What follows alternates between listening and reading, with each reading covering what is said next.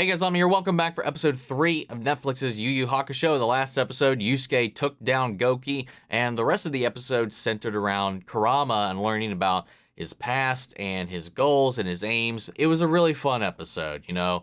One of the things that, again, is just natural to kind of bump into with these is just how quickly some of the arcs, so to speak, are resolving themselves. There's a lot of stuff that they've really kind of cramped down into these 2 episodes, much like with the One Piece live action that we saw too. I mean, hell, that crammed 45, 47, 50 episodes into 8. But so far, like, I think they did a really good job at efficiently, like, kind of getting all of that down into a nice, succinct way where a lot of the character motivations and all that still feel very understandable, relevant, and can connect with the audience real well. Because that's what sold me on that, man, is I was surprised with how well I was able to connect with those characters.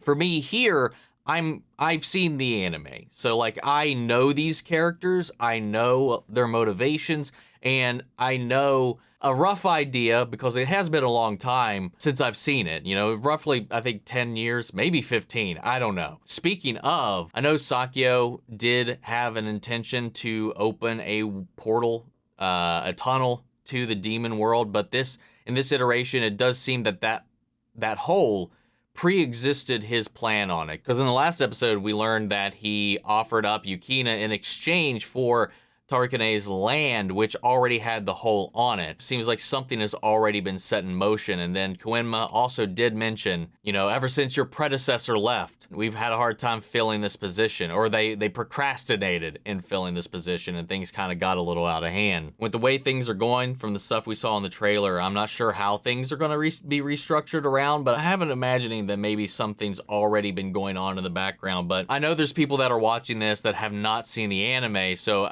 I'm trying to inform on what we are seeing actively and not try to speculate on what might be happening. And I don't want to spoil it for anybody unintentionally. So some things might just literally be me not remembering a thing, and some things might be me just restricting myself from saying too much that might ruin a future reveal or anything like that for a newcomer to the series. But I love the information, because there's a lot of things that I've forgotten over the years that a lot of you guys in the comments have helped kind of refresh me on. So I really do appreciate that. But enough rambling. Let's go ahead and hop into this episode. If you want to see the full-length reaction, you can check it out over on Patreon, or if you become a member of the channel, it gives you access as well. It is a watch-along format, so you will need your own footage to sync up with the time code summary reaction the entire episode. Over there, you get the same thing for all the other shows and movies that we cover here on the channel. You also get to suggest and vote on what movies we react to each month. We got monthly Q&As, behind-the-scenes footage, trying to make it worth your while. It's sure to way to support the channel. But guys, at the end of the day, I really appreciate it. If you enjoy this reaction, at least leave a like,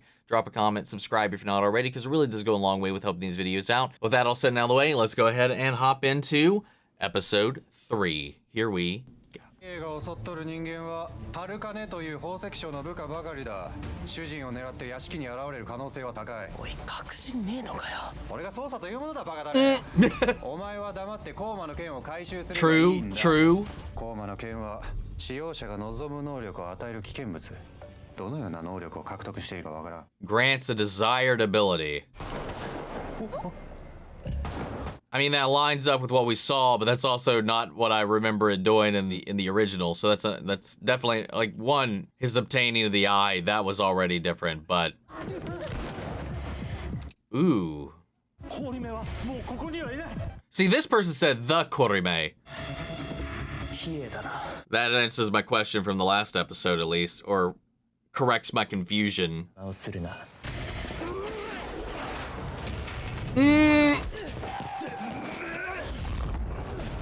Yeah, Hiei was always my favorite character.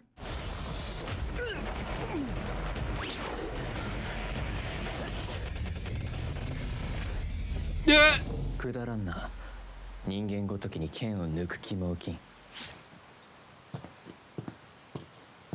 Damn, you got. Yeah, it's clearly been established so far, at least in this iteration, that this hole existed before Sakyo got the land that the hole was in. It seems to have existed prior to any of the ongoings of his plan so far. So the name of this island, I don't remember an island being called that. There was a hotel called that during the Dark Tournament, if I'm not mistaken. It's where all the attendees were stayed during the events of the tournament. Again, could be wrong, but that's kind of vaguely what I remember. 大概の道楽をやり尽くしてしまった資産家の方々に遊びの場を提供しているんです。Oh, the inner workings of the Black Black? ご自身の目で確認いただいた方が。Oh, they kinda have a tournament going on. Look at that. There's versus screens between whatever the fuck that is, and we saw Toguro on the list. Speak of the devil. 妖怪同士を戦わせるんです。30%ってとこか。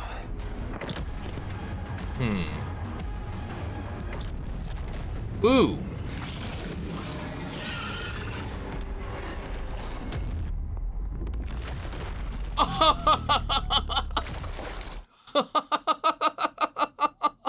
Popped that thing like a balloon. では、氷目を安全な場所へ移動させましょう。I'm glad. Okay, so far the subtitles has been saying the Korime. Then again, Furukawa's just fucking stupid, so he probably just fucked it up. What? Oh, did that one dude help bust her out? He's probably gonna get himself killed if that's the case. Yep. Oh, this dude's so dead. Ooh, uh-oh. God, he's so tiny.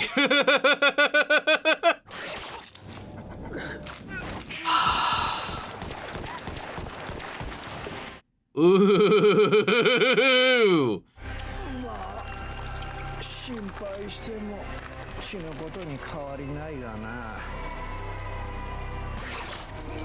Oh.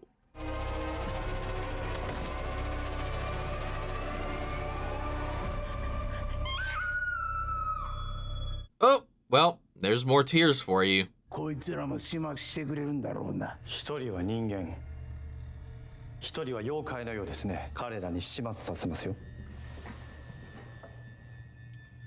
Yep. Karasu and Bui. God damn, man, look at that armor set. Dude, I'm sorry, like every time we look at Elder Toguro, I'm just like, what the fuck? All things said though, it still looks good. It's there's just no way around not making it look just off to our eyes. Karasu and Bui look great. Introduced way earlier, like the tournament is here because that's when they're introduced. There's a tournament, but it seems like that's been truncated into these little like cage fights where he's testing demons against one another. Yeah, let's go. They're like, hey man, you couldn't do shit about Hiei. We need to get you some help. Dude, let's go! Genkai! Genkai! 師範、よろしくお願いします。修行者は一人だと聞いていたが。お、桑原一馬だ。今日からよろしく頼む。だがなぜそこまでして修行がしたい？強え男になるためだ。今のまんまじゃ、こいつのライバルだって胸張って言えねえからな。He's like, wait, who calls you that?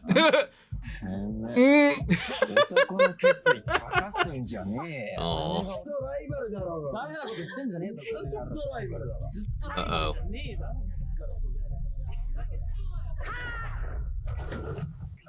ぼさっとしてないでとっととついといで。修行始めるよ。Nice. この格好であと12時間できるか。 I said 12 hours, boy, not 12 seconds. 5分休憩したら再開するよ。こんな修行に一体何の意味があるんだよ。 Control, focus, consistency, muscle memory. 俺は手っ取り早く強くなりてんだよ。口で言ってもわからないならそれもいいだろう。いいよ。かかってきな。 Dude, Genkai is probably one of my favorite anime masters.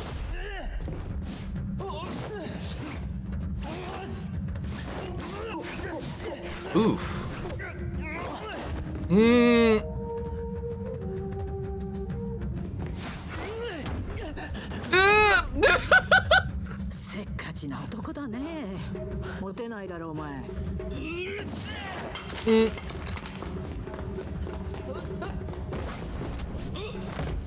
Dude, I used to do that shit for fun.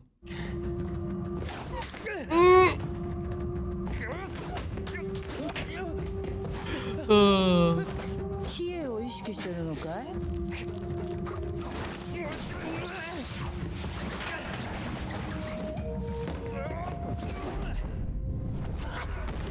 Damn.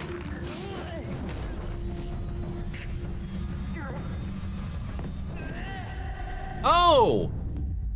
Look at that. Pulled off your little move there, didn't he? Quick learner, isn't he? It's almost like he's got the shooting gun. Oh, I love it. The undershirt and the pants, classic. But also classic. Oh!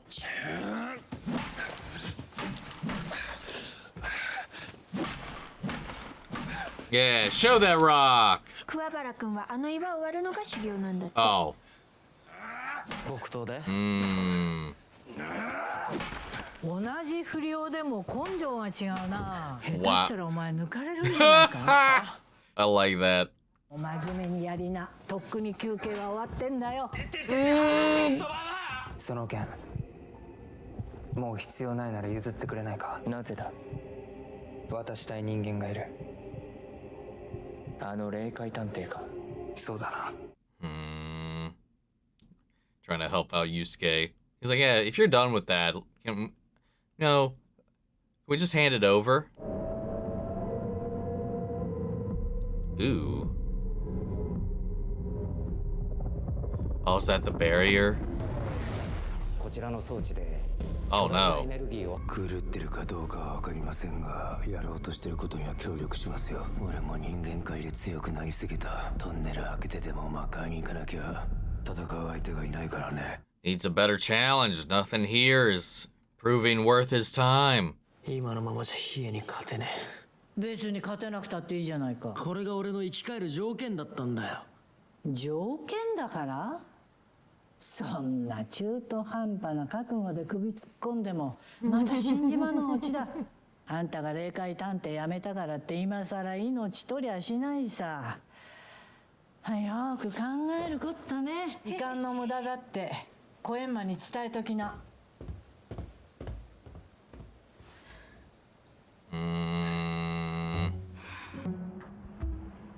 Ooh. I like this angle. 修行もだいぶ経つが、ユウスケはどうだ？仕上がってきたか？そろそろ我慢の限界かもしれません。Huh? You gonna toss it away? Yep. Jesus! I don't smoke, but like, it just, a blatant disregard of how much that shit costs is, it hurts. But I don't know what's up with his lighter, man. It's like, dude, just quit smoking. Stop it. いつまだやってんのかよ。See, he's fighting with a purpose. What is Yusuke's purpose other than being told he needs to do this and that it's his duty? He needs to find his reason to do that. Kuwabara is chasing him for himself to be confident, to be strong. He's chasing Yusuke. He's got a personal drive. Like, Yusuke's got to figure out why this is important to him. You know, see that too, man. He just keeps failing to help those people that he cares about.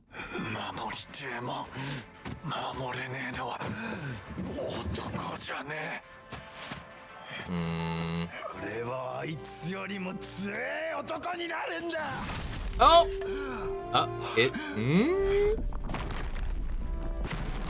Nice! Did he do it? Yes, he did!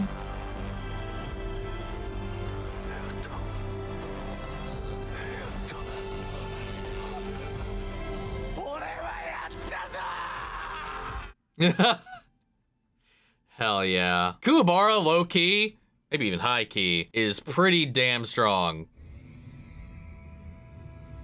Is he doing it? He's doing it. I like that, you know, Kuwabara being the thing that kind of sets him on the path. 夜からずっと逆立ちしてるんですよ。クワバラには負けてらんねえとか言って。なるほどね。 That can't be all of it. I just can't lose to Kuwabara. That's... Yusuke, 思いっきりやりな。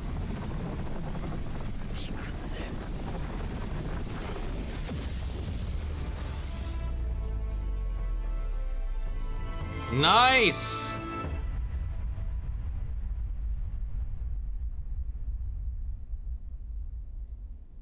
あんな弟の顔は久しぶりだ。面白いことができそうだな。 Yeah, he felt that spiritual pressure pop off. Also saw that big old fucking beam skyrocket through the sky. 何かを犠牲にしてまで力を手に入れようとするのは強さではない。それは心の弱さだ。その教え、最後まで守れる No shortcuts, man. No matter what it is. 前までの俺ならわからねえと思う。でも一回死んでから分かったんだよ。こんな俺を信じてくれる奴らがいるってな。そいつらの思いを裏切るようなことはしねえ。 No. これをお前に託す。霊光玉、霊光波動拳の奥義だ。受け取れ。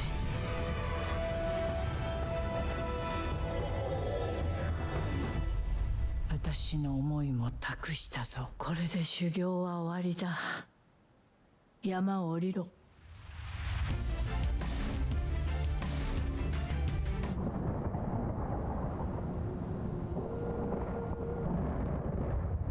No. That.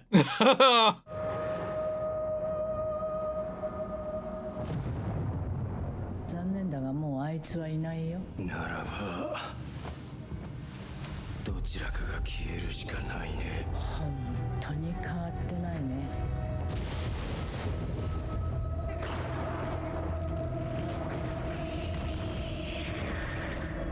No, we talked about the snappy pacing and all that up until this point. I think we kind of reached that line where I didn't feel like a lot of this really worked for me. Like, I get it. It got the point across, but like, it didn't carry any of that weight. I feel like it should have. じゃあごちそうさん。明日はちゃんと学校来なさいよ。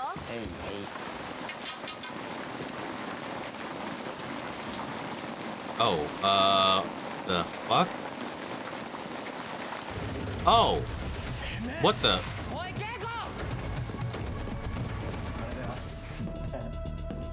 You just brought him a whole ass watermelon? クワバラ君、大変だよ。ケイコちゃんがさらわれたんだよ。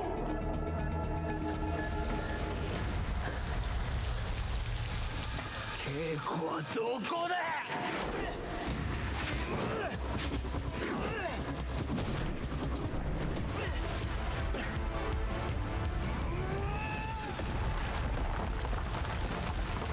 Nice. Land it next time. 生きのいい女だな。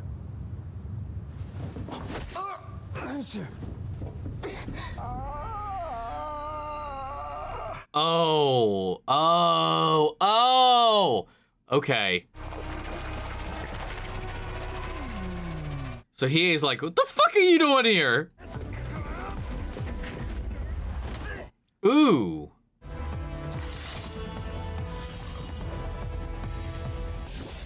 Oh.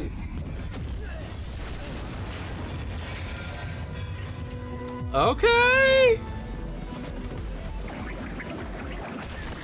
Yeah.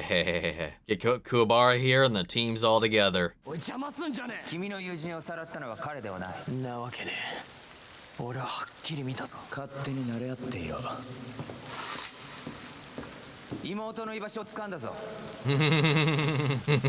弟のためにふさわしい舞台を用意してやろうと思ってな。では手厚く招待しなければいけないな。 Obviously, the way things are going right now, I really don't think if there's another season of this, they're probably definitely going to not do any kind of tournament arc. Based with the things we've had set up so far, we'll probably go to Chapter Black and then onward to maybe the Three Kings or anything like that. That's also assuming this makes it past this season. 連れ去られた理由はわからない。恋人じゃねえ。どうでもいい。おい、てめえなんか言ったか。 Oh, I didn't even see him there on the right. 罠に誘い込まれたような嫌な感じがする。上等だよ。その誘いに乗りゃ稽古にたどり着けんだろ。ヒエ、さっきは勘違いして悪かったな。一緒に行くぞ。妹助けんだろ。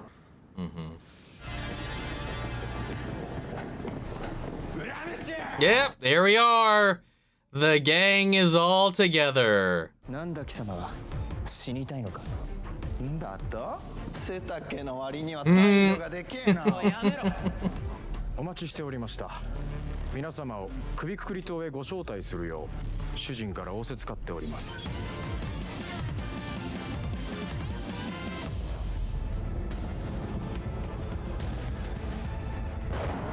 Oh, wow.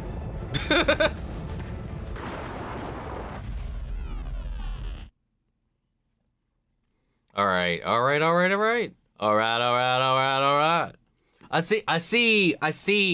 think I see the pathway right now as far as where we're going and how we're handling all of this.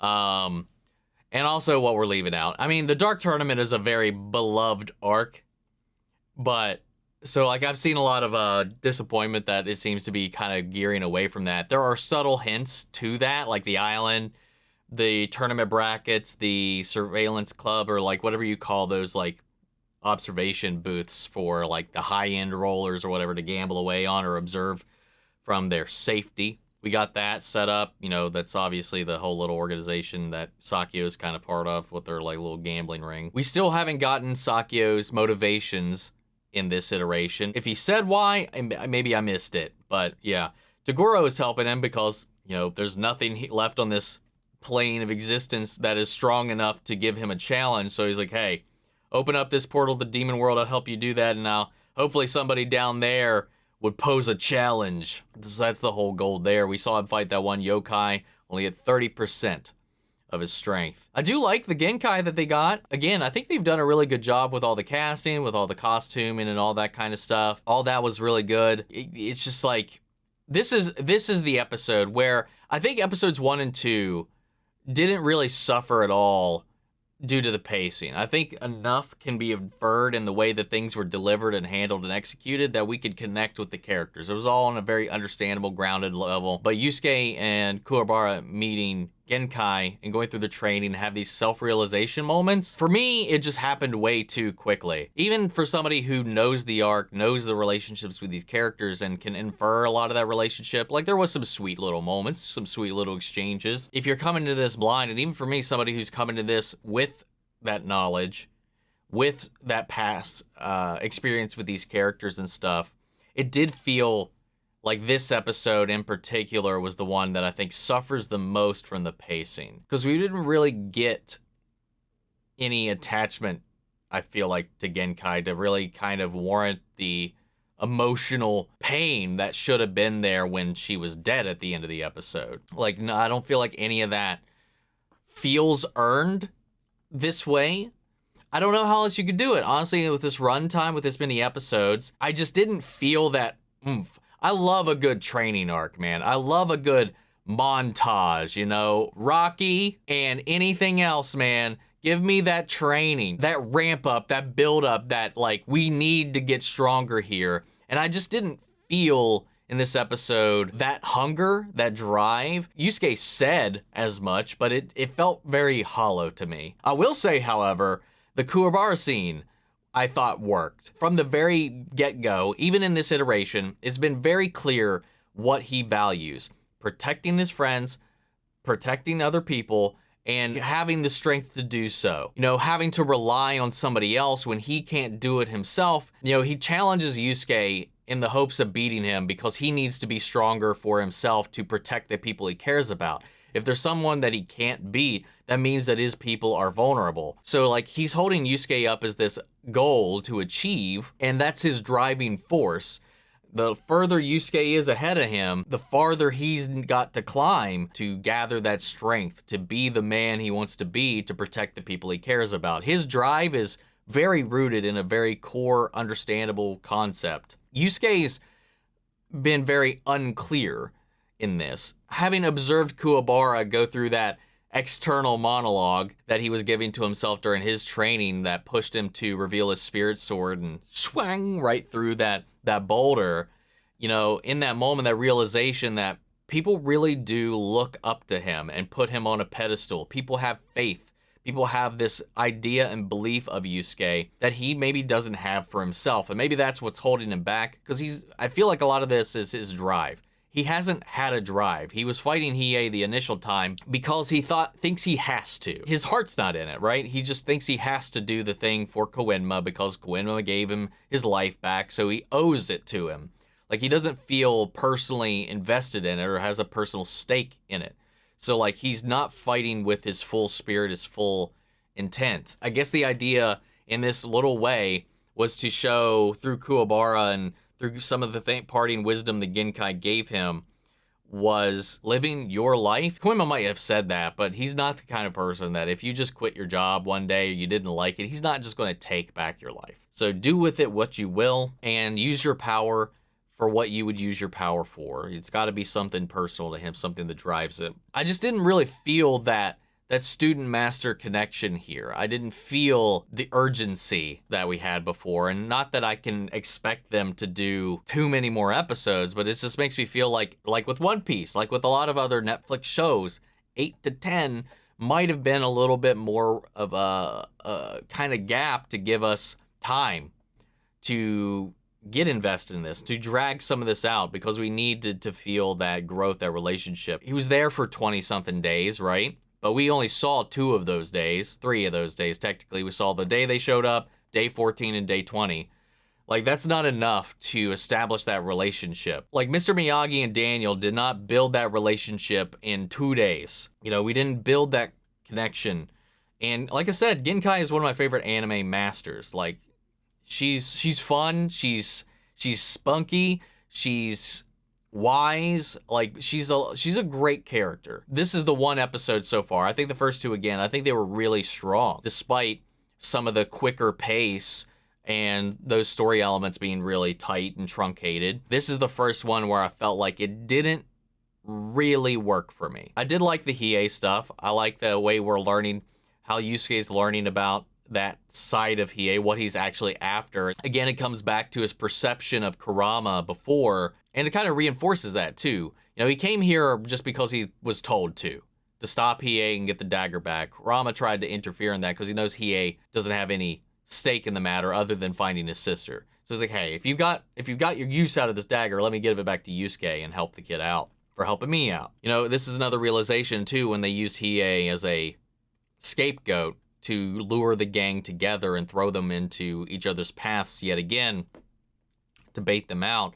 Though I don't think that they know Yukina is his sister, so that kind of may, in the long term, I think backfire on them, obviously. But there was some good things in this. There were some great little moments in this with the fight with Hiei. His fight with Yusuke wasn't one of the better fights in this show so far, but I think there had some really cool moments in it, especially in that jumping of the sword and that spirit gun right to Hiei's face. That was really good. That was a sick maneuver. I'm wondering how things are going to break down. Are we going to parse them off against, you know, Sakyo's little team? Because we saw, you know, we got Toguro, Elder Toguro, we got Bui, we got Karasu.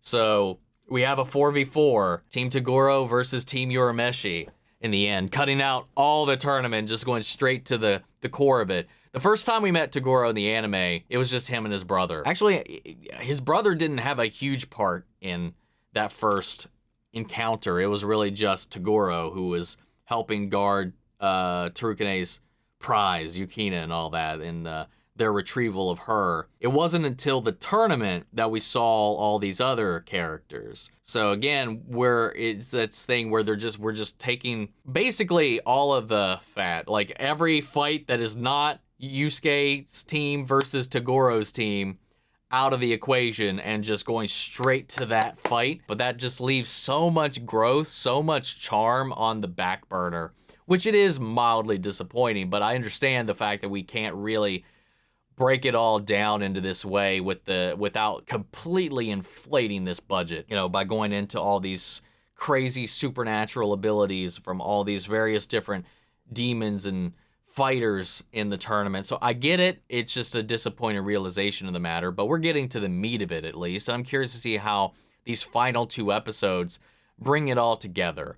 So we needed this episode, hopefully in my mind, is a bridge to what will be a more concise final 2 episodes. And not to pit one against the other, but the comparison has to be made just because it's the most recent example of this. You know, with the One Piece live action series, you know, they nailed a lot of the emotional aspect for that. Right now, like I said before, this is a show I grew up with. I had never watched a single episode of the One Piece anime or read the manga at all when the One Piece live action came out. I wasn't bringing anything with me into that. I wasn't able as a viewer to inform and project onto the characters things I already knew and things I didn't need to be told. I felt like it really got that stuff across. I understood all the characters. I was fascinated in the world. I felt like I was swept away into this whole other thing. Like the characters and the story and the world itself were at the forefront. You know, at the end of the day, there was never an episode where I felt like I was detached from the characters. Like you could tell things were trimmed down. You could tell things were missing, but the things that were in there zeroed in on the core concepts of each of these characters. That's what made that work. That's what made me want to watch the One Piece anime. That's what made me started here on the channel. That said, this is the first episode where I felt like we were just trying to hit some plot points and get the story moving, and we weren't worried about the world building. We weren't worried about the characters. We weren't really focused in on them. It's this fine line of figuring out what is the important element to focus in on, and this seems to be the fights, the visuals. I feel like I wish we had more time to really spend time with Yusuke, really spend time with finding out what really is fueling his fire and why he's here and all this stuff, and getting to see more of his interactions with his family, with Keiko, with Kuwabara, and all this kind of stuff. I'd like more time. You know, I feel like we need that, you know, because at the pace that it's going right now, you know, the first 2 episodes, I think we got by fine enough. I had fun. I really enjoyed them. Again, I don't know how much of that I carried with me this time around. We're in the middle of the season, and this is the first episode that felt like it was missing something. It was missing that heart, that drive to me. Not all of it. Again, I like the Kuwabara stuff. All the Kuwabara scenes in all the episodes so far I think have been really, really good. The scenes with Hiei and Kurama, those were all great. Some of the background elements with Sakyo and Togoro, I like those elements. I think at the end of the day, it's just, oddly enough, our main character. All of our Yusuke scenes in this episode, I just didn't find myself invested in. Hopefully this is a one-off, and the next 2 episodes bring it home real strong. But anyway, that's my thoughts on this. Sorry to be a Debbie Downer, but when I feel a thing, I will let you know how I feel a thing. So I want to know what you guys felt, though. How did you guys feel about this episode? Let me know your thoughts down below. We'll carry on the conversation after the video. Hope you enjoyed the reaction. If you did, leave a like, drop a comment, subscribe if you're not already. Remember, if you want to see the full length reaction, check it out over on Patreon, or if you go member of the channel, gets you access as well. And speaking of before we go, I want to shout out our channel legends: Manny Sherritt, Ryan Karen, Yori Coruscant, Melito, Robert Anguiano, Jeffrey Hale, Jake Cantrell, Eric Official, Amy Becca, Casey Wood, JoJo, and Scythe. Thank you guys so much for your continued support. That's it for this video, guys, and I'll see you all in the next one. Take care, everybody.